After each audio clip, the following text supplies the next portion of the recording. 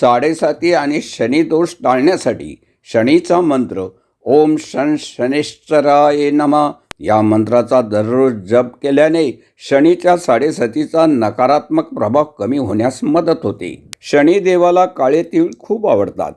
शनिवारी काळे तीळ दान केल्याने शनीची महादशा आणि साडेसातीपासून आराम मिळतो. नीलम रत्न धारण केल्याने शनी ग्रहाचा अशुभ प्रभाव कमी होऊ शकतो.